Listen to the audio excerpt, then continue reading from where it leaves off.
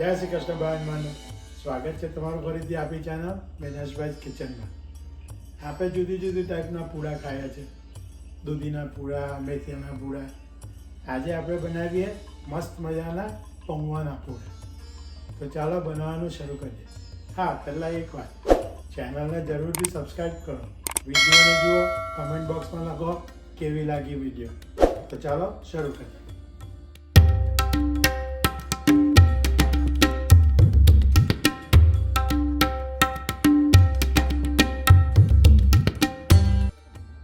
એક ટામેટું, એક ગાજર, એક કપ જેટલી કોબી, મરચાં, ફ્રેશ ધાણા, લીલા કેપ્સિકમ. આજે આપણે બનાવવાના છે પૌવા ને સૂજીનો એક સરસ નાસ્તો. એની માટે આપણે લઈએ 1 કપ અને બીજું 1/4 કપ જેટલા પૌવા.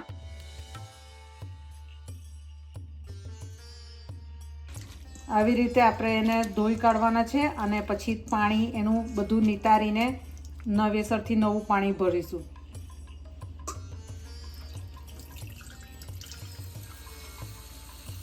પૌવા ડૂબે એટલું થોડુંક જ પાણી લઈને એને પલાળી રાખશું 5 મિનિટ માટે. તમે જોઈ શકો છો હું એટલું જ પાણી લઉં છું જેટલું પૌવા બધા ડૂબી રહી.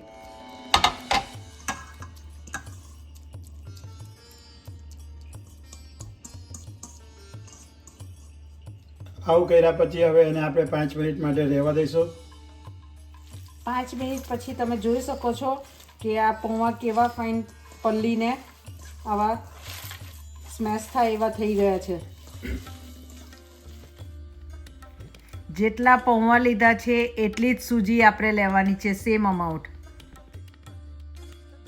1 કપ દહીં, 1 કપ પાણી અને આ બધી વસ્તુને આપણે સારી રીતે મિક્સ કરી લઈશું.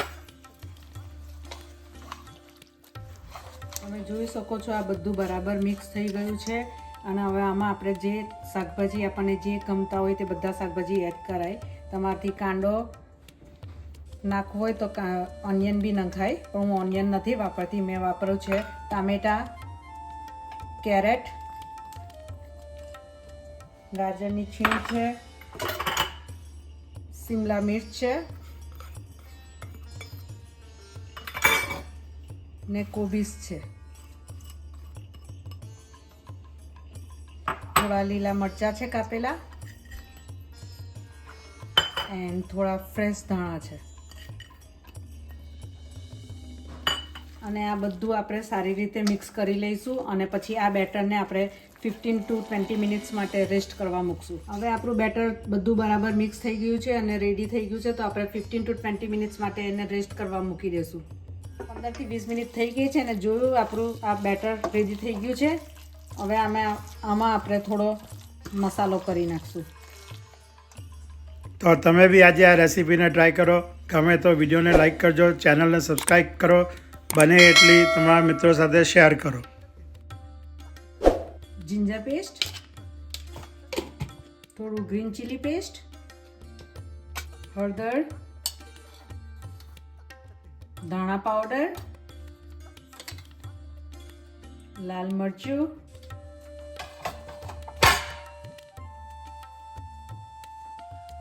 થોડું શેકેલું જીરું. હવે ઉમેરી દઈશું સ્વાદ અનુસાર થોડું મીઠું. આ બધું આપણે સારી રીતે મિક્સ કરી લઈશું અને પછી આમાં થોડોક વઘાર કરશું. જો બેટરની કન્સિસ્ટન્સી થોડી જાડી હોય તો એમાં તમે પાણી રેડી શકો છો. પાણી રેડ્યા પછી આને હલાવી દેવાનું છે ફરીથી, કારણ કે આપણે આને બહુ જાડું નથી રાખવાનું અને બહુ પતલું બી નથી કરી દેવાનું. વઘાર માટે આપણે તૈયાર કરી દીધું છે તેલ. એની અંદર નાખી દીધું છે કઢી પત્તા, થોડી રાઈ નાખી દીધી છે. રાઈ તરતર થવા માંડી છે, એમાં આપણે ઉમેરી દઈએ થોડી હિંગ. આ વઘાર તૈયાર થઈ જાય એટલે એને આપણે નાખી દઈશું આપણા બેટરમાં. શું નાખ્યું શિલ્પા? ચણાની દાળ થોડી ટેસ્ટ માટે.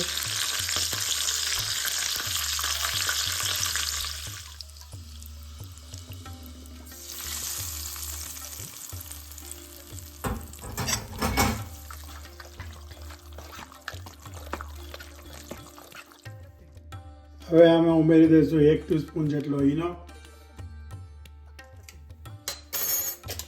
ઈનો શું કામ નાખ્યો? એટલે જરાક સારી રીતે ફૂલીને ફાઇન બને. હવે એક પેનમાં આપણે તેલ લઈ લઈએ થોડું. હવે એમાં આપણે થોડો બેટર પાથરી દઈએ.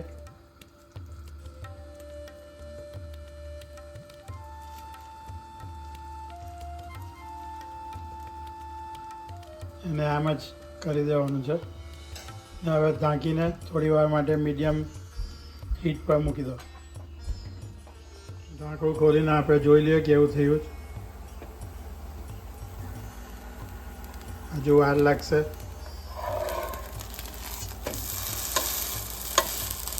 જોઈ શકો છો તમે નીચેથી કડક થઈ ગયો છે મસ્ત. હવે બીજી બાજુ આપણે એને થવા દઈએ. હવે આપણો પૂરો તૈયાર થઈ ગયો છે. એને તમે હવે એન્જોય કરો લાલ ચટણી સાથે, લીલી ચટણી સાથે, કાં તો કેચઅપ સાથે. તો ચાલો તમે બી બનાવો અને એન્જોય કરો. જય શ્રી કૃષ્ણ.